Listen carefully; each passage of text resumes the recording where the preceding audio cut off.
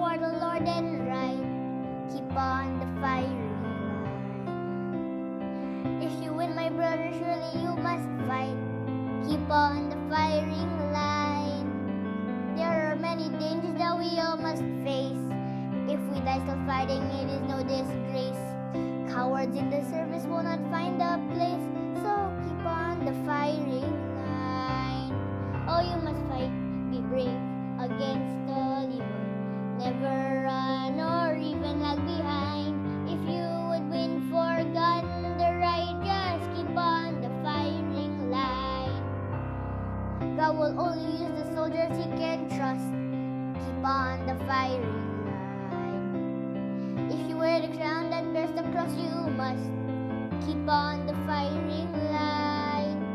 Life is but labor for the master dear.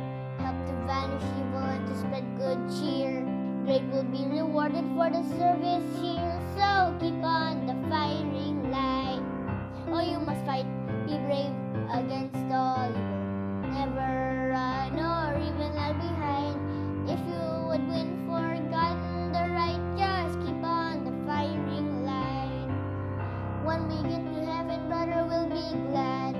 Keep on the firing line. How will praise Savior for the call we had. Keep on the firing line. When we see the souls that we have helped to win, leading them to Jesus from the paths of sin. With a shout of welcome, we will all march in. So keep on the firing line. Oh, you must fight, be brave against all evil. Never run or even lag behind. If you would win for God and the right, just keep on the firing line.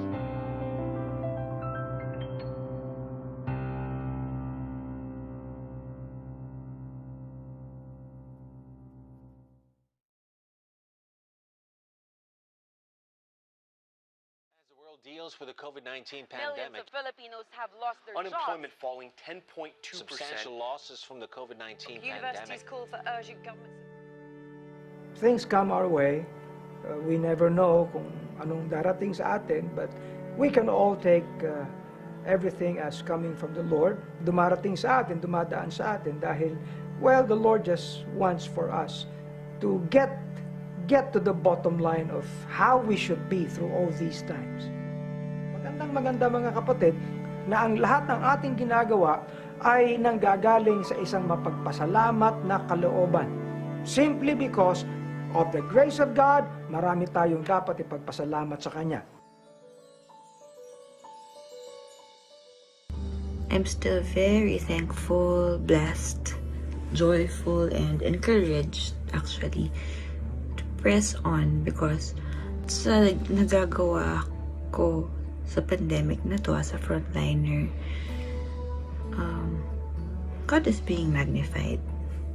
Naalala ko, sabi ni ang lolo ko, ni Tatay Nestor, no, na apo, bago ka magiging isang mahusay na doktor, alalahanin mo Kristiyano ka, nauna kang maging Kristiyano.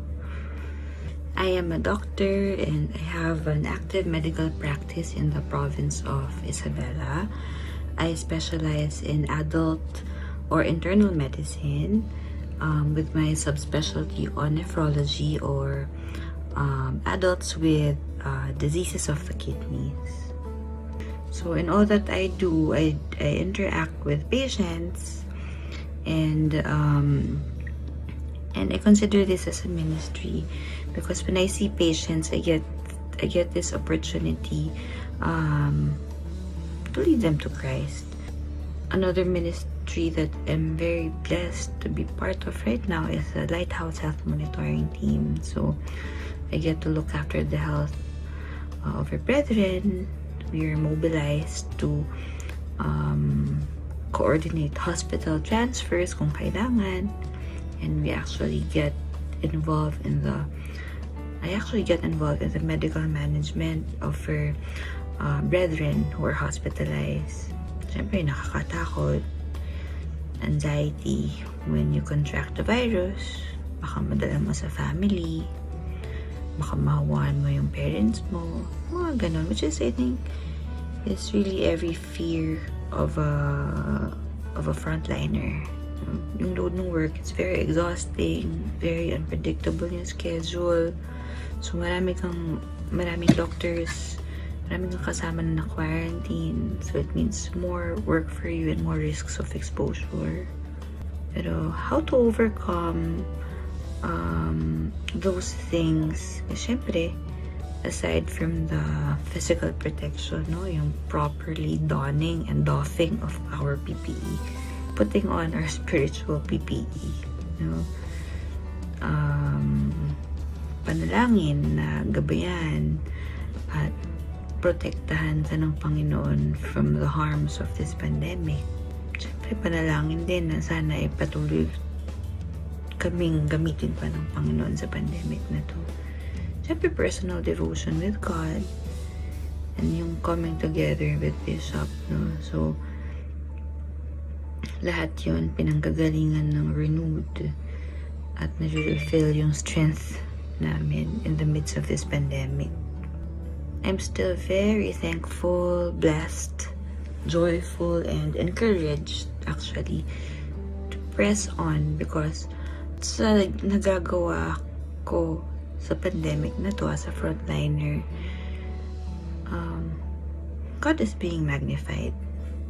Naalala ko, sabi ni ang lolo ko, ni Tatay Nestor, no, na apo, bago ka magiging isang mahusay na doktor, alalahanin mo Kristiyano ka, nauna kang maging Kristiyano.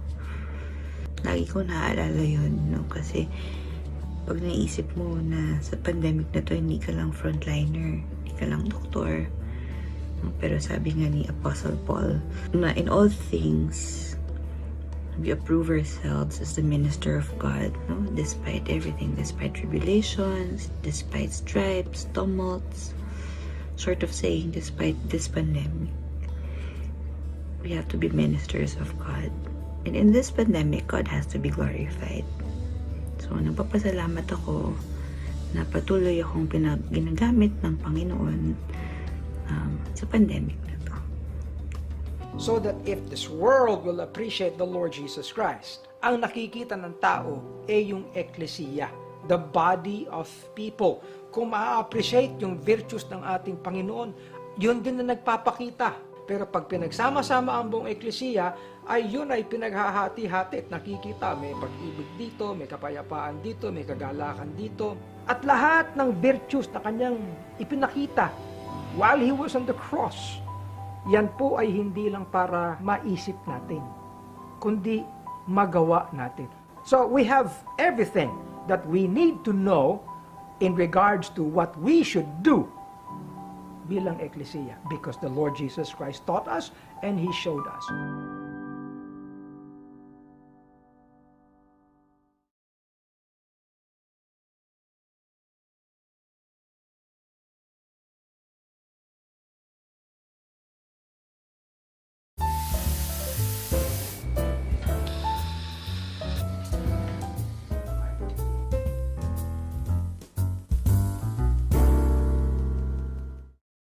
Tayo po ay mahigit ng 150 days since this community quarantine started at maraming uri pa ng quarantine.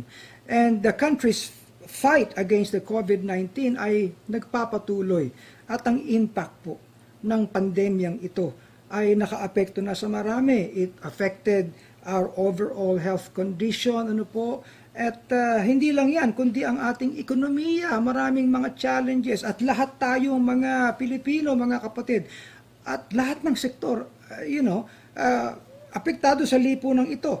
Mayaman man o mahirap, kung pwede natin tawagin ganyan, yung may mga edad, at mga bata, lahat tayo ay apektado. Tama po yan, Bishop. At ang krisis po na ito ay sanhi ng stress sa maraming mga Pinoy. At actually, interestingly, Bishop, naglabas ng survey results ang SWS nito lamang Hulyo. At ayon po sa data, nearly 90% ng mga Pilipino ay nakaranas ng stress na dulot ng pandemyang ito. Of course, yan ay dahil sa dala ng financial problems, mga takot na magkasakit, at pati na rin ang kakulangan sa essentials gaya ng pagkain para sa buong pamilya. manood ka nga lang ng news. Wala, ano ka na, madedepress ka na, may stress ka na, tapos magso-social media ka pa yung buong araw. Ay, lalo talaga, hindi gaganda ang mukha mo. Ano? Maraming bad news, mga fake news sa kapaligiran natin. At kaya sa ating episode ngayon ay medyo pumili tayo ng magandang mga balita, no? Yung mga kapakipakinabang sa atin. Kaya yan ang ating pag-uusapan, no? Mga proyekto na mayroon ng ating gobyerno. Okay? At sisimulan natin yan sa isang diskusyon sa Director General ng Anti-Red Tape Authority na walang iba kundi si Director General Attorney Jeremiah Belgica. Ano nga ba ang ibig sabihin ng ARTA o Anti-Red Tape Authority? No? At ano nga ba ang kanilang mga ginagawa sa kapakanan ng ating bayan, nakakaapekto, no, sa pamamalakad ng ating business and eventually sa ating mga ekonomiya. Abangan nyo yan sa ating What's Brewing. At sa atin naman po, Espresso Self, ay pag-uusapan natin ang mga social projects na patuloy na ginagawa ng Honor 1000 Movement Incorporated sa kapakanan ng women and children. Very inspiring to, Bishop, kasi talagang napakahirap pong maggawa ng mga projects ngayon, especially during the pandemic season when we have financial crisis. So abangan po natin yan at maging bahagi rin po tayo ng magandang proyektong ito. And stay tuned also for our Barista segment.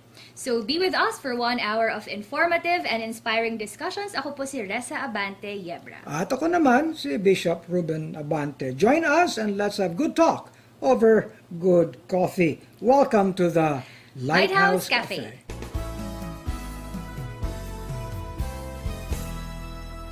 Napakapalad po natin sa episode na ito na ating guest, no, sa Lighthouse Cafe. Walang iba kundi ang Director General mismo ng ARTA, Anti-Red Tape, no, na ahensya na namamahala upang mabawasan ng mga kung ano-anong pasikot-sikot sa ating mga ahensya. And so we welcome sa ating pong episode ngayon ng Lighthouse Cafe si Director General Jeremiah Belgica. Magandang araw sa iyo, DG. DG na lang ang tawag ko. Magandang araw po, Bishop. Magandang araw, Reza. Sa lahat ng tagapakinig at tagapanood dito sa Lighthouse. Batang-bata itong DJ na ito. Oo nga. Oo. Anyway, magandang pag-uusapan natin kasi napag-usapan nga namin ni Reza DJ na isa sa mga mahalagang mga ahensya ng gobyerno ngayon ay yung tumutulong para paikliin ang mga proseso, lalo na nasa COVID-19 pandemic tayo. No, siguro maaari mong ipaliwanag sa amin o sa ating mga nanonood kung ano talaga ang ARTA. No? Baka akala ARTA para mga artista yata yung mga red tape, Bishop, kasi I'm sure maraming mga nakanonood sa atin na baka hindi rin aware kung anong ibig sabihin ng red tape and why the need for such an agency. Yeah, okay. So, ang simulan siguro natin sabihin, ang red tape, sagutin muna natin yung sinabi ni Reza, no? Ang red tape po kasi nanggaling ito sa storya na kung saan ang mga hari nung sinauna ay naglalabas ng kanilang mga edicts at ng mga batas, ng mga regulations, and they bind it through a red ribbon. We call it the red tape. So, sometimes kapag napakadami ng regulations na dumarating, na galing doon sa hari,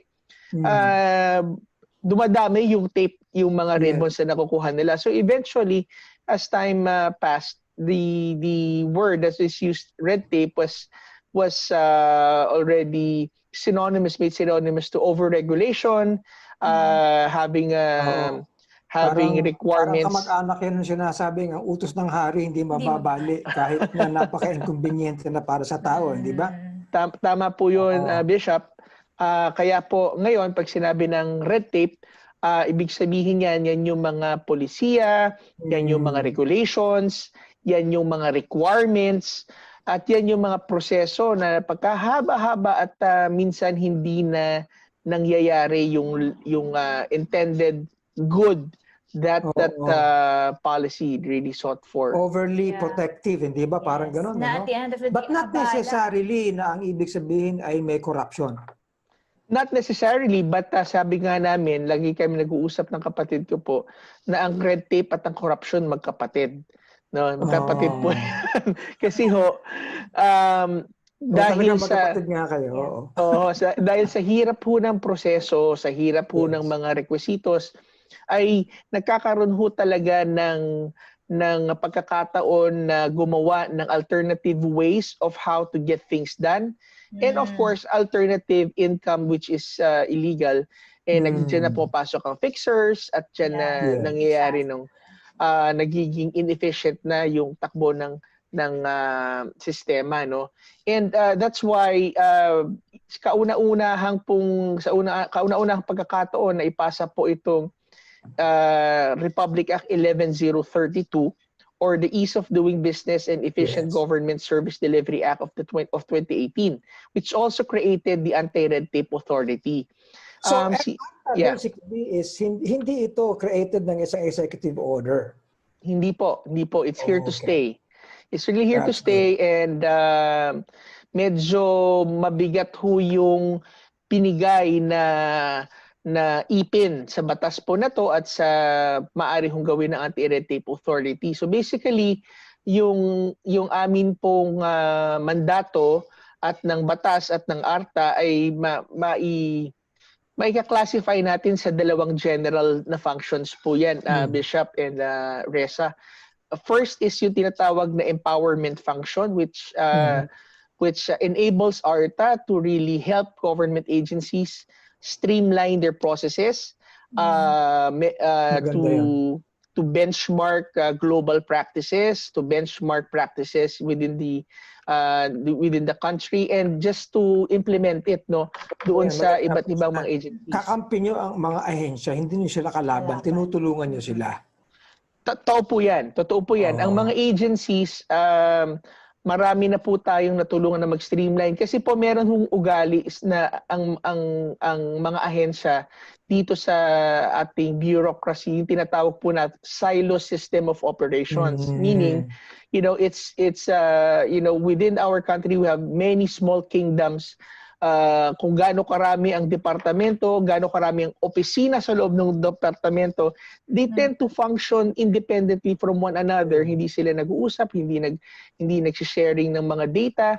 So, ang nangyayari po ngayon, it really makes it hard for the transacting public to really finish their documents because kailangan makisama ka sa kada isang ahensya, kada isang opisina. I imagine you need to change the paradigm nito, Bale, no?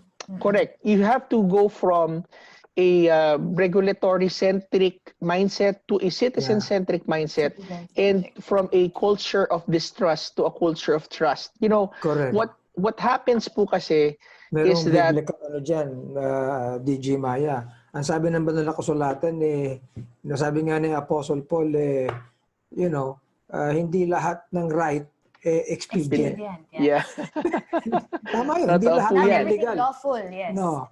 Is beneficial. Totoo po yan, or expedient. So, ganun din po yan. Hindi ho lahat ng legal, dapat ho naririyan. So, so what happens now is that, sinasabi ko nga ho lagi is when I'm explaining, there's a culture of distrust sometimes na the government agency does not trust the applicant na magsasabi ng totoo. So in essence, ang gagawin ho yan, magre-require ng napakaraming mga dokumento to assure that you would not defraud the government. But at the same time, the process, of course, the people also lose trust naman dun sa system tsaka dun sa government. So what happens now in the middle, you have this, piling up of many requirements and processes, but the problem is the process and the red tape grows, but the issue of trust is not addressed.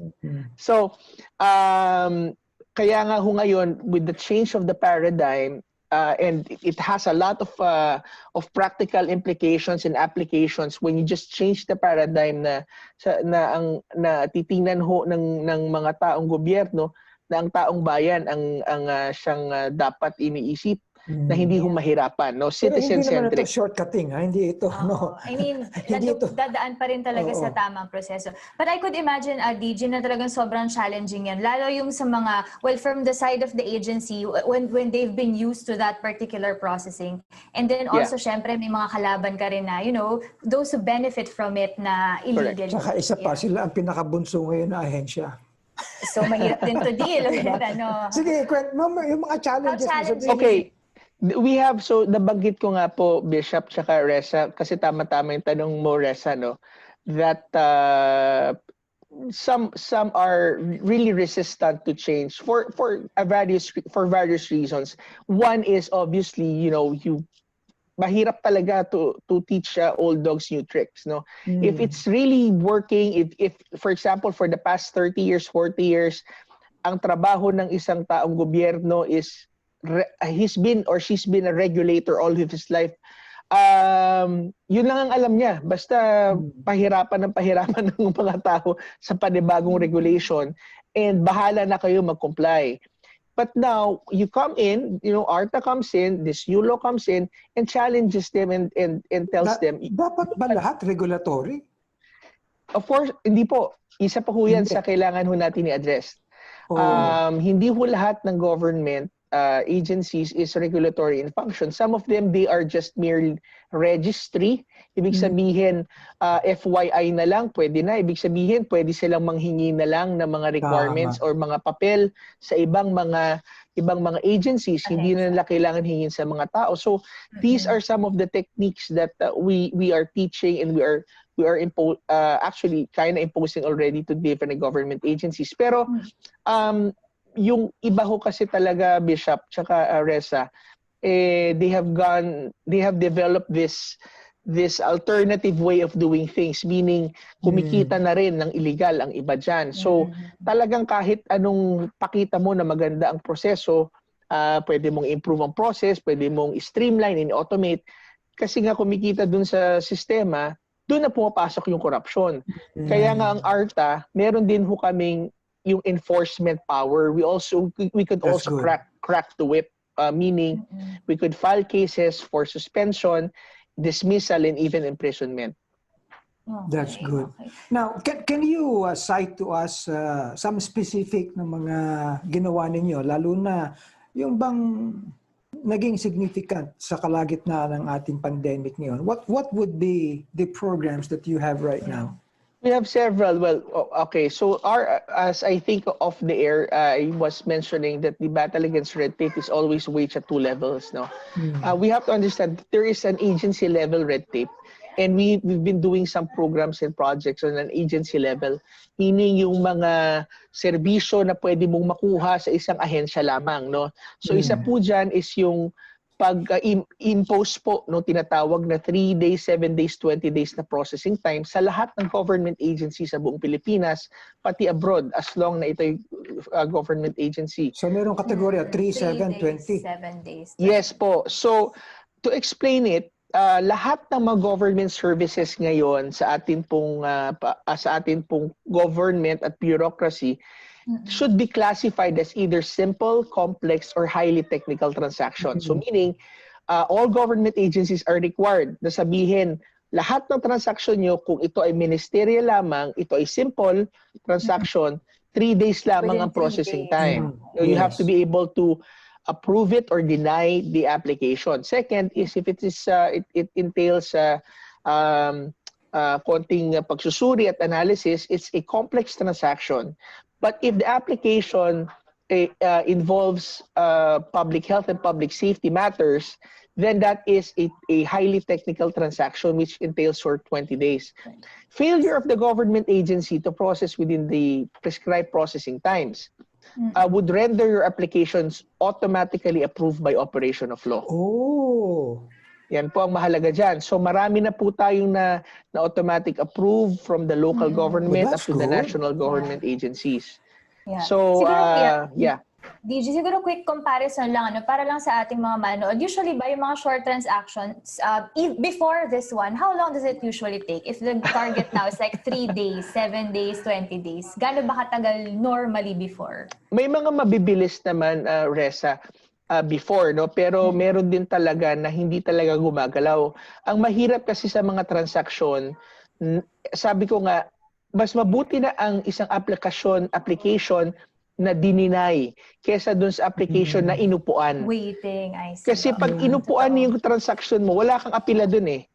Tama. So now, because, kaya nga ang sinasabi ko nga sa mga government agency, kung hindi kayo certain dyan sa application nila at duda kayo, dapat dininay nyo na lang. At least alam nung tao kung magre-reapply siya or aapila siya dun sa desisyon ninyo.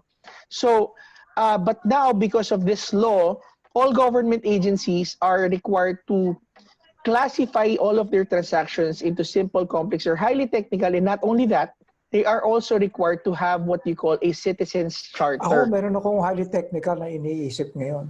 Kasi kung gaano kabagal yung I-apply mo din data ba yan? ng internet, mas lalang mabagal yung magkaroon tayo ng telco na magkadadagdag ng serbisyo. Sakto po yan, Kasama Bishop. ba yun sa ano nyo? Sakto po yan, Bishop. Covered ng ARTA? Covered po yan. In fact, yan po ay yung binanggit ko kanina na agency level red tape. Doon naman sa interagency level na red tape is kapag ibig sabihin nagdikit-dikit na yung mga iba't ibang ahensya and you have to transact with different government agencies, then the red tape actually compounds. So, even if, nakita ho namin dyan, kahit na mag-streamline ang isang ahensya without having a whole of government perspective of all of these agencies, hindi rin maramdaman ng tao ang epekto ng ginawa. So, we came up with this program, what we call Program Nihimaya, the national effort for the harmonization of efficiency measures of interrelated agencies. Acronym, pakiulit mo. Ano ibig sabihin ng Nehemiah? National effort for the harmonization of efficient measures of interrelated agencies. Wala hong H. Magaling. Wala po. So, kakaya kung paano ho si Nehemiah in the Bible, rallied the entire nation to build the walls within 52 days. The vision here is through a whole of nation approach, let us build the walls by streamlining so that we will not be vulnerable to corruption. Correct. So isa po dun sa mga program ni Himaya po, we identified 5 important sectors na we need to streamline as a sector, no? Isa ho doon sa atin hong na punteriya is ito pong common tower o yung telco tower sector po, no? That usually takes about a year or 2 para matapos mo lang ang isang matapos mo lang yung permits na kailangan mo para makatayo ka ng isang tower. Pero ang kailangan ho kasi natin 50,000 towers in order for us to be competitive, to be able to compete sa atin pong ASEAN neighbors. So through this program ni Himaya, we were able to streamline what used to be 241 days of application to 16 na lang. 16 days. From 86 requirements, documentary requirements to 35, from sinasabi lang 20 permits or 30 permits to 8 permits na lang po. It's saving of money. Yes, that's true. So by the grace of God, we would also be able to do the same streamlining sa logistics sector, sa socialized housing, sa energy, pati po dun sa food and pharma. And we're almost through dun po sa food and pharma sector na dati umaabot po sila ng 9 months. Ngayon, babagsak na lang po ng 2 days yung kanila pong mga, by the grace of God, pag-pray po natin, you could register already your company from SEC, BIR, SSS, Philippines, Pag-ibig, even to the local government, even to FDA in a short span of 2 days. So talagang citizen-centric, yung mga ginagawa niyo mga pagbabago through the ARTA? Opo, kasi ho, I think if we would really apply the mindset po ng Panginoon as the Good Shepherd, nakaisip siya lagi, ang isip niya lagi dun sa kanya pong tupa, hindi ho siya nakasentro sa kanyang sarili. So I think that is how we should always see people from government should really see it in the perspective po of the client-centric or citizens experience. Siguro yun po ang pinakamahalaga pong nadala po na itong bagong batas na ito. That's very commendable, DG, ha? Kanina actually, Bishop, nung habang offline yung usapan natin, sabi po nila after this processes, nagkaroon na recognition, tama po ba, pagdating sa ease of doing business in the Philippines. Can you tell us more about it, DG? Opo, every year, the World Bank conducts a survey they call Doing Business Survey, which measures the ease of doing business in 190 economies or 190 countries. The Philippines has consistently have lagged dito sa ranking natin. So last year we jumped 29 notches from 124 to 95 na ngayon. So I think we're now in the highest, we've tied the highest rank natin in the history. We rose ng 29, huh? 29 notches po. 29. Wow. So now ARTA is the one who is really monitoring the ease of doing business and doing our submissions of the different reforms to the World Bank for para makita po natin kung kamusta dito. And hopefully, let's pray that if we improved again our ranking, then we would be experiencing new highs doon po sa ating rankings. And pag-pray po natin kasi ang amin pong desire is pumasok sa 40th percentile in the ranking before the end of the term po ni Presidente. Very challenging ang role mo, DG Maya, no? Meron ba mga galit tao sa'yo? Sigurado po. Sigurado po mayroong Sanbalat tsaka meron pong Tobias.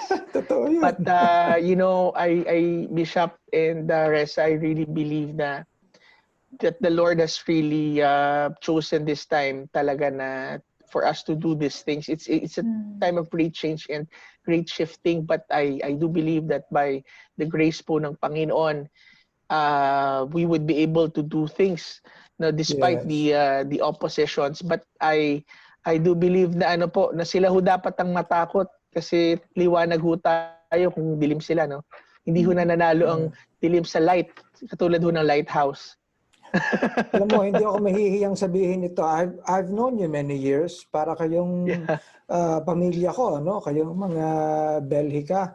Pero the way you do things now, lalo you are in such a position and you're able to not just perform bilang ahensya ng ARTA, but pave the way for our people and for our country. That's very commendable. The grace of God be upon you. Thank you po. And you remember, DG Maya, this program is behind you. Kung ano man ang maaaring ipaalam natin sa ating mga kababayan, para alam nila, lalo na citizen-centric tayo, di ba? Oo. Para sa kapakanan ng lahat, lalo sa kalagitnaan ng pandemic na ito. Yeah. Di ba? Yeah, tama po yun, Bishop. Totoo yan na sa mga nakapanood, hindi lang ho kami magkaibigan ni Bishop, pero kung hindi ho dahil sa kanya, hindi ho ko nakapag-asawa. Siya ho nagkasal sa akin, and ninong ko pa ho. And, pero naniniwala po kasi ako that the greatest challenge that we have, not really challenge, but the mission, I do believe, is really, challenging the mindsets, bringing every thought into submission under the obedience ng Panginoong Jesus. Pero ang sinasabi ho natin dyan is you really need to catch the minds and make people believe that things are getting better. And I do believe that hindi ko man masolusyonan ang problema ng lahat ng mga tao sa ngayon, but if whenever they hear that things are happening, there is a spark of hope that happens to them and makes them want to believe that things are getting better. So I do believe na yan din po ang mahalaga po na gawin natin, tagadala ng mabuting balita. Katulad siguro po. ang pwede kong tanungin sa iyo is ARTA open to receiving comments or reports from our people, from citizens? Definitely po, definitely. Please do, because we often get a lot of mga recommendations, even if meron ho kayong mga ahensya na gusto niyo po naming tingnan para para streamline, no, that's our daily grind. We call agencies always and look at their processes. If you have suggestions, we will invite you and para maibigay niyo po inyong mga suggestions. And for complaints, yes, of course, marami na po kaming nakasuhan din po na mga government official. Yan po, no? So, sabihin niyo lang po sa amin, no? Kung gusto niyo pong confidential kasi kayo po yung negosyante, we can also do that. Oh, that is very good. Alam mo, ang dami dapat natin Very pag-usapan. informative actually. medyo may trivial question nga lang po ako ngayon on DG, no? Kasi right now, everything's moving towards going digital, right? So marami kasing usually pag meron ka mga requirements, you have to like go there physically, apply. Meron na rin po bang ginagawang processing or changes in the processes na, you know, the agencies are going digital para hindi na pumunta yung mga Pilipino doon? Yes, Teresa. Thank you for the question because very clear ang directive ni Presidente. In fact, nabanggit nga ho kami doon 2 beses. Una, sinabi niya that the ease of doing business is gaining momentum during the SONA, pero at the same time, he directed ARTA, DILG, and DBM to really push for e-governance. And that is exactly where we're heading towards. So when we say e-governance, it simply means government to government connected by electronically, government to citizen connected, and government to businesses and government to employees. So yes, marami na ho tayong ginagawa. In fact, ang ating hong deadline is by 2022 dapat lahat ng local government units is meron ng electronic business one-stop shops. So we are also helping local government units to have the right kind of business one-stop shops. Kasi maraming nagkiklaim na one-stop shop sila, pero meron hong certain principles kasi that has to be there so that it could be one-stop shop. Hindi enough yung pagsama-samahin mo sila sa isang lugar, pero yung proseso nila hindi pa rin maayos, no? So that's one thing that we've been doing. And number 2, we're also pushing government agencies now to adopt yung digital signatures. Kasi if you have digital signatures, you can issue digital permits, electronic permits. So meaning, kapag tayo pupunta sa airport para sumakay sa ating aeroplano, pinapakita na lang natin ating electronic tickets. So these things, we're really moving fast towards e-commerce. But let me say this, no, very important, kasi may misconception kadalasan ang mga tao that they say that automate natin ang system, may streamline yan. Hindi ho, baliktad. You cannot automate a system without streamlining the process. Why? Because the processes, minsan maraming mga unnecessary requirements, redundant na mga regulations. Pag in-automate mo yan ang hindi mo nilinis yan, papasok sa automation yung red tape. So, pag basura, i-automate mo, basura lalabas yan. Exactly po. Exactly, perfect example. So, that's the reason why you really need to streamline and rationalize the system before you automate it. Very good. I am happy someone is in the government who is saying this. Pwede ka na mag-open ng business shop. Mabilis na siya gawin. Pero alam mo ito, Reza, kasi it's difficult now. Nakalalagyan natin. Everything's going down. Pati, syempre, no, economy-wise, and in fact, pinagtatalunan ng credit ng ating bansa, di ba? Sa international. Pero kung it would be easier for people to do business here because of this streamline processing natin, it will somehow stabilize yung lahat. And so that's good. That's good prospect for us. Amen po. So yun po ang ating goal is to make things easy. And we're gaining momentum, and I do believe that as we go faster and faster, we'll be able to accomplish more than what we expect. Very good. Okay. Maraming salamat po. Napakaganda. And the whole ARTA. Napakabilis ng ating oras, DG Maya, but we'll have you again sa ating Lighthouse Cafe. Okay? And the Lord be gracious to you and your team at I do so believe that we can rise above this thing. The Lord is gracious to us. The Lord will not allow us na dadaan tayo sa ganitong pagsubok kahit sa ating bansa, that His grace will not be sufficient for us. Okay? Amen. So, ayun. So, maraming Maraming salamat salamat sa po. Thank you ha? po, Bishop. Thank you, Oo. Ressa. And Very good. thank you very much. And thank you. Okay, so yan po mga giliw naming mga taga-subaybay ng Lighthouse Cafe. Huwag kayong aalis. Meron pa tayong i-feature sa ating episode na ito. Mga usaping in, mga paksang trending, Mga talakayang may kabuluhan. lifestyle at kultura ang sariling atin.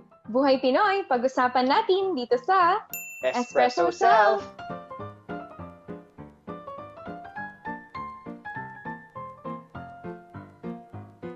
Antonette, almost 150 days na ng community quarantine at nakikita natin ang patuloy na pagtaas ng mga cases. At sa patuloy nga na problema na ito ng pandemic ay mayroon din tayong malaking problema sa ating economy. Tama yan, no, Gabby, dahil ayon nga sa DOLE, hindi imposibleng mawalan ng trabaho ang 10 milyon sa ating mga kababayan sa pagtatapos ng taong 2020. In fact, marami sa mga small and medium businesses ang nakita na natin na nalugi at nagsara. Kaya naman sa mga panahong ito, mga trying times nga na tinatawag nila, ay isang malaking pagpapala na may mga organization na tumutulong, malaki man or maliit na paraan, upang matulungan ng ating mga kababayan. Nariyan na yan ang Honor 1000 Movement Incorporated. Yes, at alam mo, Gabby, naging guest na rin natin sila dito sa Espresso Self, I believe, nung season 2. So this time around, alamin naman natin, yes, ang kanilang mga kinakaharap ngayong panahon ng pandemya at ang mga ongoing projects nila na maaari tayong makatulong para sa kapakanan ng women and children. So, to have with us in our virtual Espresso Self interview, we have the Executive Director of Honor 1000 Movement Incorporated, Ms. Flo Abundo. Welcome back, Ms. Flo! Hello, thank you. Welcome back, Hello Ms. po. Flo. Thank you. You can just imagine yung interview ka namin, nasa studio pa tayo. Ngayon, we're doing it Oo nga virtually.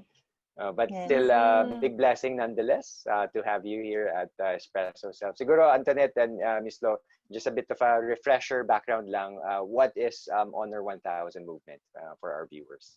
Honor 1000 Movement, we are a non-profit organization that seeks to promote child protection, and we seek to address the core issue of human trafficking and cyber sex here in the Philippines. So we work in different regions in the Philippines, Manila, Region 3, Region 7, to help poor communities. Alam mo, Gabby, no, kanina before we were waiting para sa ating shoot tonight, of course, ang topic natin ngayon is about livelihoods. But Miss Flo has been sharing also yung ngayon na situation when it comes to protection of women and children. So, pwede niyo rin pong i-share yon, Miss Flo, yung status siguro ng vulnerable group natin na specifically women and children ngayon na panahon ng pandemic para po sa kaalaman din ng lahat. Yes, these are very challenging times for us as an organization, very limited resources, but the needs are ever so increasing, no? Lalo na sa issue ng online sexual exploitation of children. Just this March to May, the Department of Justice reported 280,000 cases of OSEC.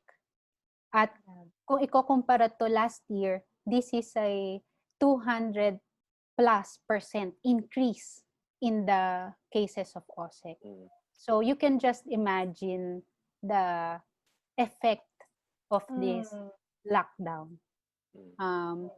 As we have mentioned before in our previous interview, we have a shelter, and we needed to adjust a number of our programs to cater to this increasing need. For example, accepting babies without the moms. That's one of the things we needed to do to accommodate the increasing needs. So I think very challenging times indeed. I've heard of companies na nagsara. I've heard of organizations na talagang napilitang mag-close.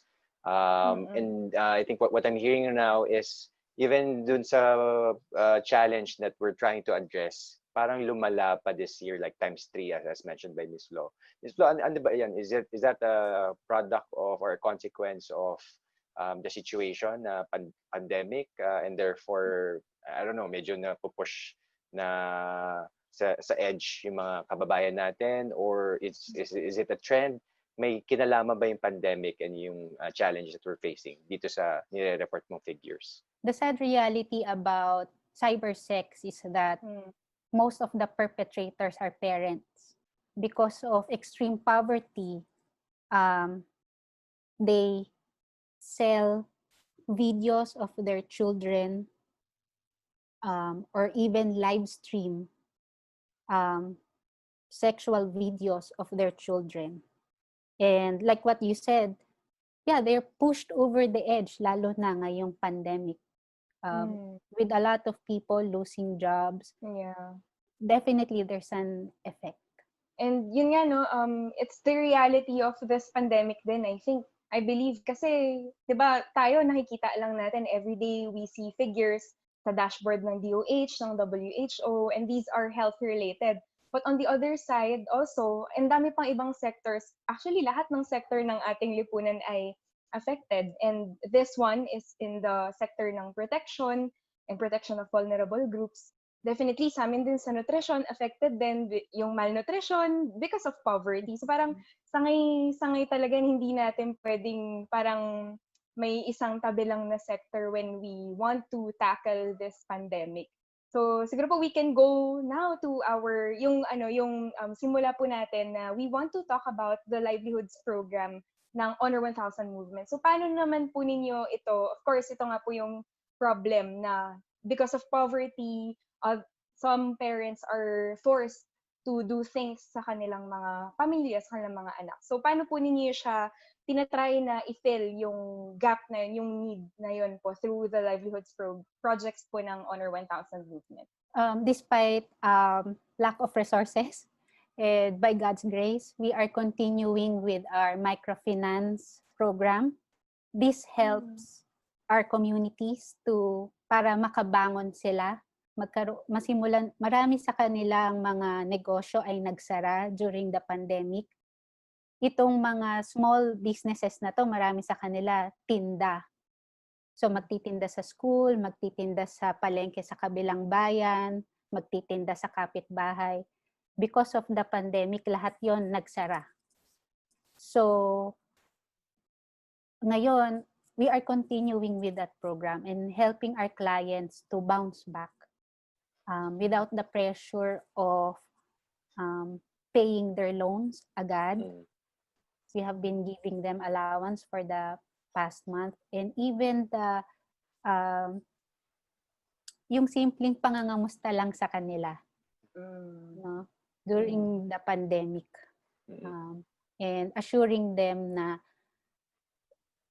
we are still here to support them and to help them, and we will not remove that commitment to them. Alam mo, napaka-importante yan, Miss Flo, no? Kasi especially during this time of isolation, yung remote world natin, it's important to have that reminder na may people are still there. You can still connect with them. They still care for you. And I've heard na we've heard of cases like big companies losing billions of pesos. Pero actually pinakaunang natamaan, apektado yung small businesses. And for you, for your organization, the Honor 1000 movement, it's just a blessing, or it's amazing how you can still sustain, how you can still move forward given the pandemic. Are there any special siguro blessings or intervention? You mentioned may mga shifts na kayong ginagawa. Anything else na that you see helping you with this endeavor, with this mission sa inyong organization? Well, one thing, a huge thing is our staff. We had to cut back on salaries. But they didn't cut back on their hours. They're on the field. Of course, there are worries that they might get the virus, but they're on the field. They're so committed to our microfinance clients in our shelter. They're there together. Imagine, hindi nila iniwan yung mga bata sa shelter, our staff. They stayed there up to now. Sabi mo nga, mag 150 days na tayo, and they've been together 150 days, and I really appreciate our staff. So, do you have some of the challenges also? Of course, na yun, nabanggit nyo na po, no, yung cutting back of salary and all that. But maybe, no, you can also share kung ano pa po yung other challenges maybe on the field that you have faced during this whole lockdown period po. One of the things that we do is our advocacy work. I think when we had the interview before, we weren't doing this yet.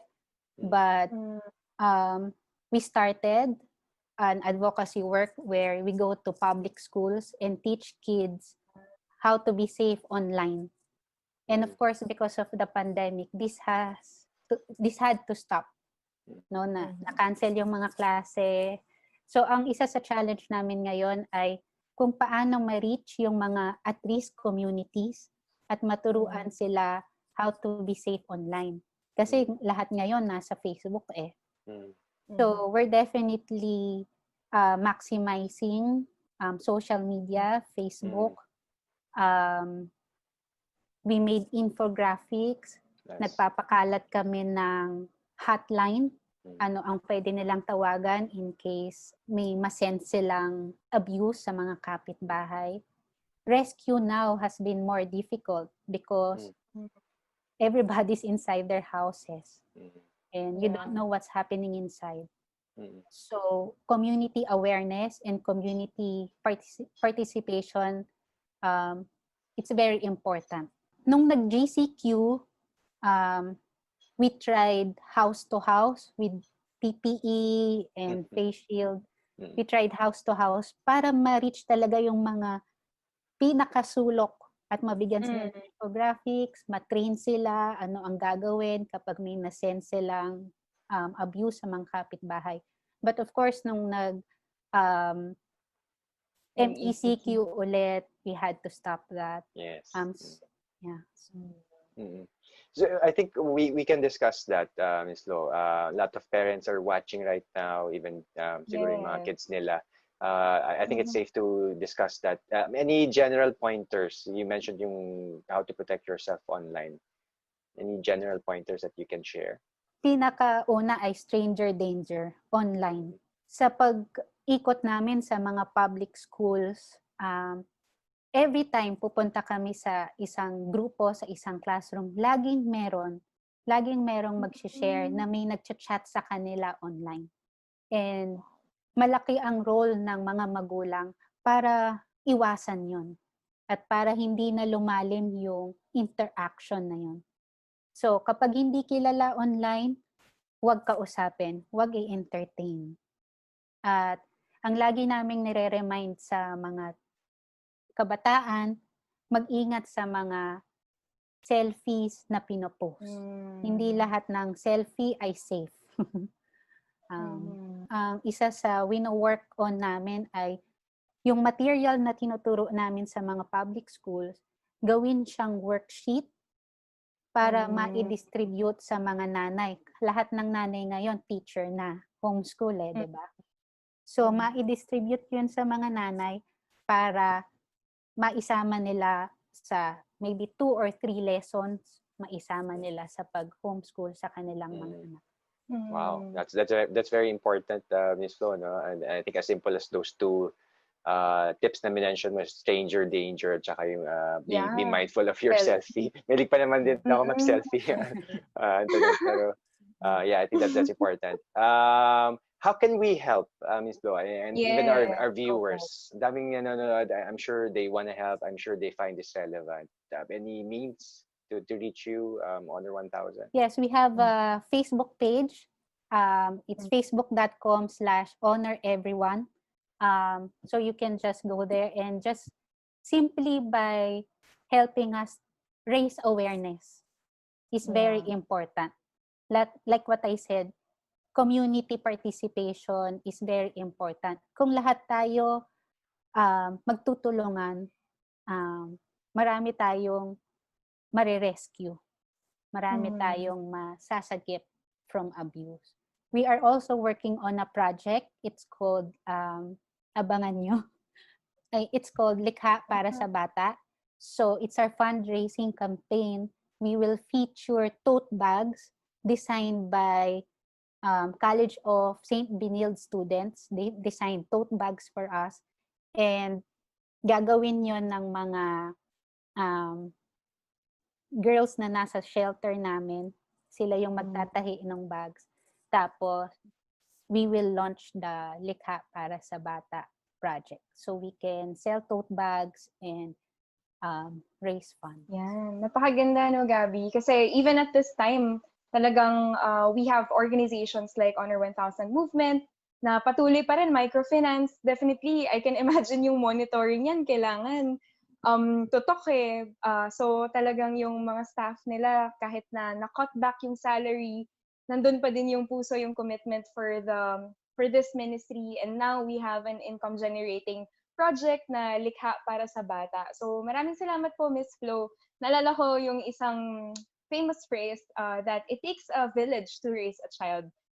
Kaya talagang itong pandemic na to, again, hindi naman actually directly, hindi ganun ka-affected ang mga bata nung virus. I mean, onti lang na percentage. But then, sa effects na surrounding the pandemic, nakikita natin ngayon on online sexual exploitation, lalong-lalo na. So definitely, we cannot really, parang hindi natin pwedeng isantabi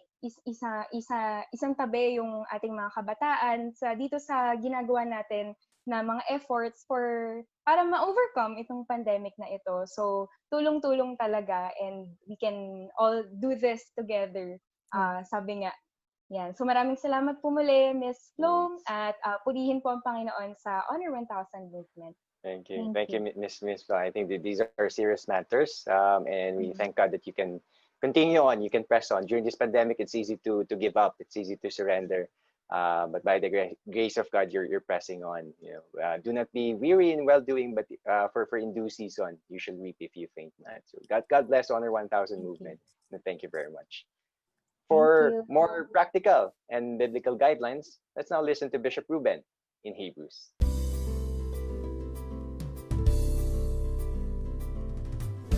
Welcome to Hebrews. Ito po ang bahagi ng ating Lighthouse Cafe na naglalayo na bigyan daan ang mga katotohanan ng salita ng Diyos, mga prinsipyo sa buhay na magsisilbing gabay po natin, no, sa ating pang-araw-araw na buhay, lalo na sa kalagitnaan ng pandemya ang ating nararanasan.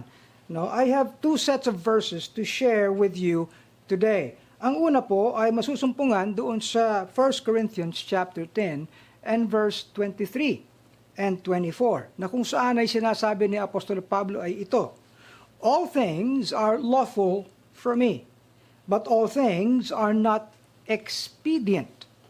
All things are lawful for me, but all things edify not. Let no man seek his own, but every man another's wealth. Napakagandang gabay po ito sa atin. Ano po, itong talatang ito. Meron pang isa sa 1 Corinthians chapter 6 and verse 12. At inuulit ni Apostle Paul yung salitang expedient. Ang sabi, all things are lawful unto me, but all things are not expedient. All things are lawful for me, but I will not be brought under the power of any.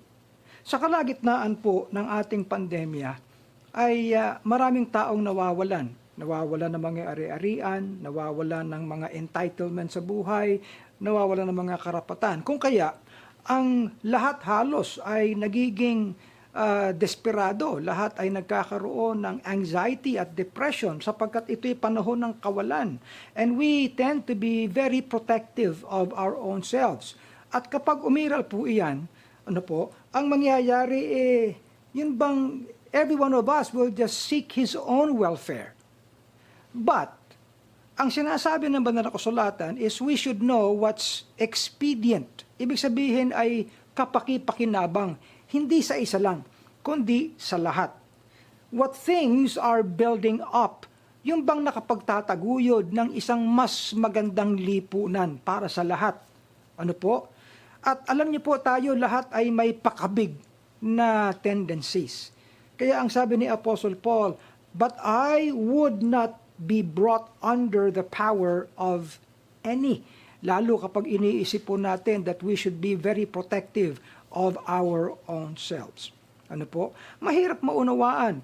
Subalit, sa ating pagtawid, sa ating pag-overcome, ano po, bilang isang bansa, sa pandemyang ito, ay kinakailangan ng pagtutulungan. Hindi po ito magagawa ng isang tao, kundi buong sambayanan.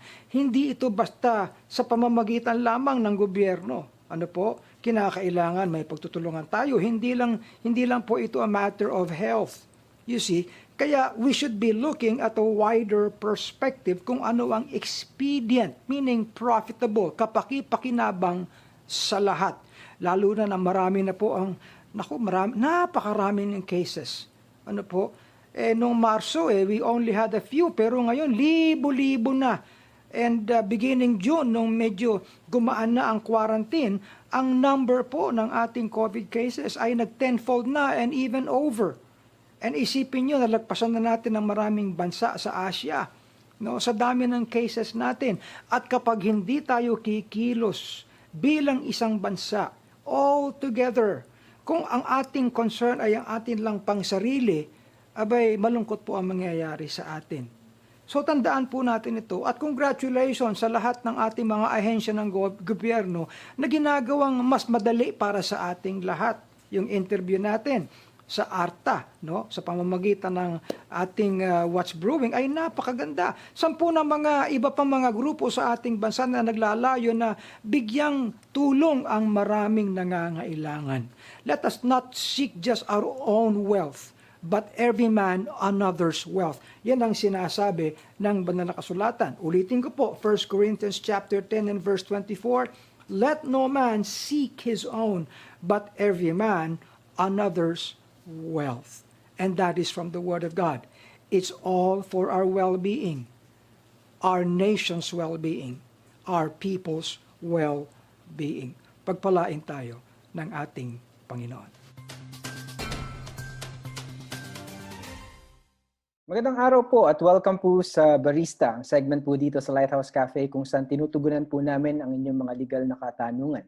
Ngayon po ay may makakasama po tayo mula po sa finance industry at considering po sa lahat mga pagbabago sa pagpasok po ng tinatawag natin na new normal ay kasama niya ng ilang mga legal na katanungan. So ngayon po ay makakasama po natin si Romel. Romel? Yes, attorney, magandang araw po sa inyo. Gusto ko lang po sanang itanong regarding po sa ating situation right now because with the crisis that we are facing this time due to COVID-19, many are forced to embrace that what we call new normal. That includes the new setup of working from home for many employees and business people. Attorney, what are the risks that we face in terms of privacy and confidentiality if we share copies of IDs, bank and credit card details through email and other online platforms? Maganda yung tanong mo, Romel, no? Actually, yan isang reality na unfortunately hindi pa tayo gaanong adept, no, as a nation. Although we already have a number of laws na nag-a-address ng mga issues na yan because even prior to the coronavirus, marami naman na tayong mga transactions na ginagawa online. So, ilan sa mga batas siguro na mare-refer ko dyan would be yung ating Data Privacy Act. Isa pa yung Access Devices Law or yung Republic Act 8484 at yung ating tinatawag na Cybercrime Prevention Act of 2012. Yun naman yung Republic Act 10175. So, iba-iba yung ina-address nito, no? Maaring sa atin kasi parang isang transaction lang yung nangyayari pero bawat aspeto nito, kumbaga may iba-ibang aspeto yung bawat transaction. Nasabi mo yung regarding sa pagbibigay ng mga personal information. Yan ay defined ng Data Privacy Act. So meron tayong mga tinatawag na personal information or yung sensitive personal information. At yan ay dalawang category ng mga information na pagka ibinigay mo sa isang kumpanya or ibinigay mo sa isang tao, ito ay considered na data processing. At dahil yan ay nako-consider na data processing, yung storage niyan, yung handling ng information na yan, yung paggamit ng information na yan ay covered ng Data Privacy Act. Ibig sabihin, kung sino man yung humahawak ng mga information na ito, ay kailangan siguraduhin na ito ay kept in a confidential manner or kept in a way na hindi magkakaroon ng spillage ng information. Ang personal information as defined by law ay any information that could ascertain yung identity ng isang tao. So ito ay maaaring ID, kahit na pangalan lang. So gaya nung tanong mo, no, paano yung mga nagbibigay ka kunwari ng photocopy ng ID mo or scanned copy ng ID mo or image copy ng ID mo, ito ay considered na under data privacy. Now, in order to safeguard naman, for example, for people who would be submitting this information, make sure lang that you engage in a secured environment. So, paano ko masasabi na secured environment? Ensure na the person you're dealing with would be a representative of the company kung ito man ay isasubmit mo. For example, kung ito ay bangko. Kasi ang common na mga problems ngayon would be yung phishing. So, certain information are actually taken from your computer via a phishing email. So, itong malware or virus na ito would be able to gather some personal information stored in your computer. At ito ay nagagamit nila for credit card fraud, for other mga criminal acts. So make sure that you are as much as possible, no, kung pwede sana, when you are transacting online, make sure na the person you're dealing with is an authorized representative of the company. So one way of being able to check that would be yung mga email domain names. So, for example, if you're dealing with a particular company, for example, a bank or ano, may mga domain names sila for their emails. Siguro before sending any of the information over the internet, maganda, you could verify either personally or kung hindi man kayo makapag-meet personally, you could verify over the phone just to ensure na ito ay authorized representative of the company before you send any personal information.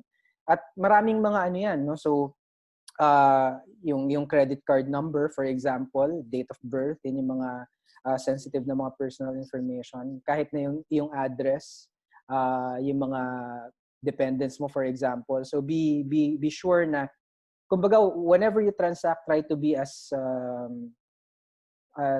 vigilant as possible and make sure na only the relevant information needed for that particular transaction would be divulged. And I understand you're coming from the finance industry, so maraming mga personal information na kinakailangan dyan. For example, yung filling up of forms. So whenever you fill up forms, maganda for customers, try to make sure na they would, there's a waiver that they actually sign. I know may ano na tayo ngayon, no? There are a number of measures and policies na being drafted now with regards to digital signatures. Kasi maraming form of digital signatures. As in, may digital signature na encrypted, which means walang physical signature pero it's encrypted point-to-point through computers.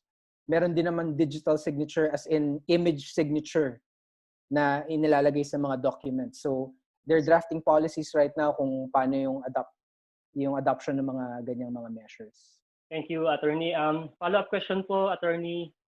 Actually, right now, we are doing our work from home in regards to our selling job. And as of the moment, inaalaw po namin yung mga client namin to submit their supporting documents via email. And of course, through email din yung kanilang confirmation. Attorney, yun po ba ay valid na as proof na sila ay nagbigay ng kanilang affirmation or approval dun sa pagbibigay po nila ng kanilang mga Yes, meron tayong batas na nag-recognize ng mga electronic format of documents. And in evidence, actually, may same weight yan as physical material documents. So for example, can a screenshot of an email be used in evidence? Can a screenshot of an exchange of messages over Viber, for example, be used in evidence? And of course, other social media platforms and yung mga messaging platforms.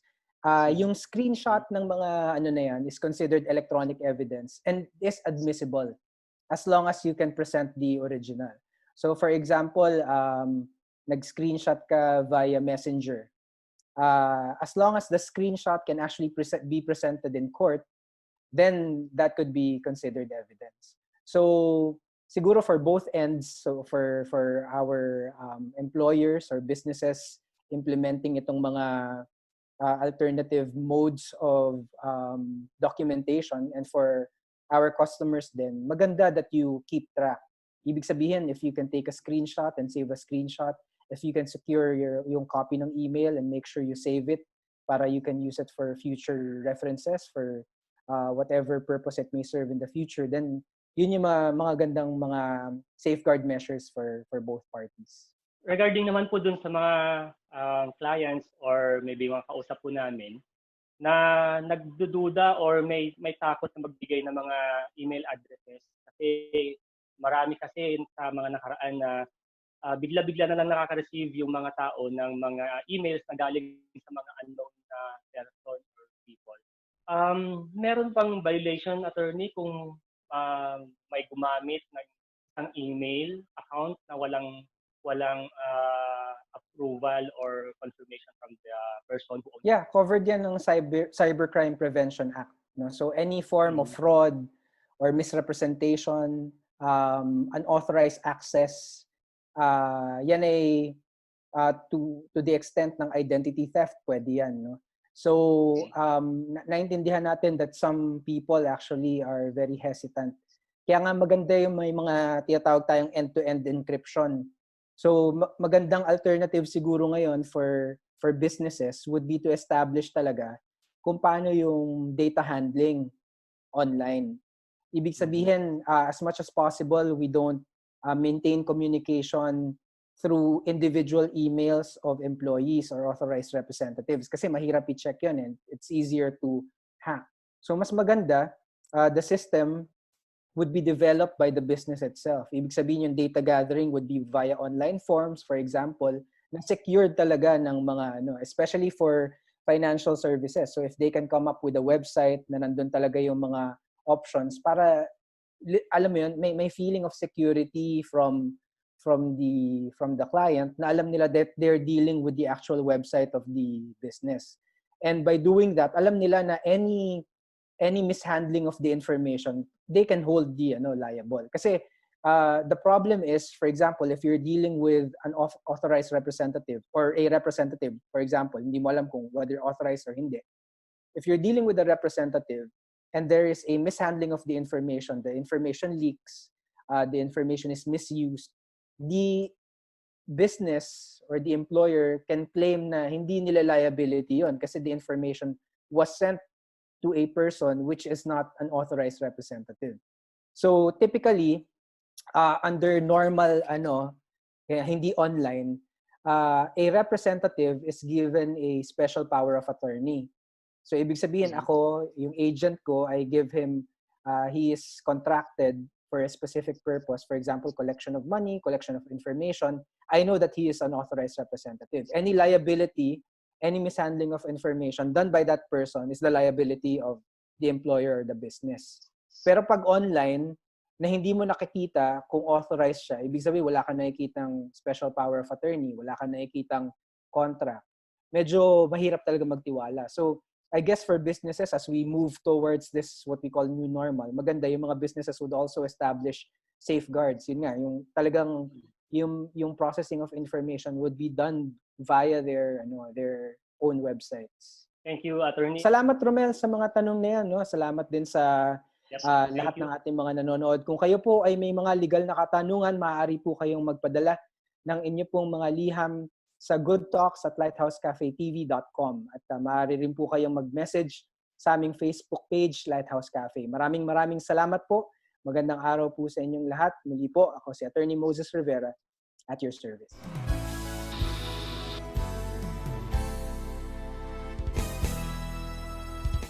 We come to close again this episode of Lighthouse Cafe and thank you for having joined us sa episode na ito, no? At sana naging pakinabang ang inyong mga napanood, ano po, at tatanganan natin, no, towards our rising up sa pandemyang ito. And you can watch a replay of our episodes. Pwede po kayong manood yan sa ating YouTube channel, Lighthouse BBC. Hanapin nyo lamang po ang Lighthouse Cafe. And we are also in our Lighthouse Spectrum mobile app, so you can download for free ang app na to sa Google Play Store and App Store. And of course, we're also showing live, Bishop, every time sa ating Lighthouse BBC Facebook page. Yes, so sundan niyo yan. Ano po, at nanatili kayo, no? At next week again sa isa pang episode ng Lighthouse Cafe, where good talks happen.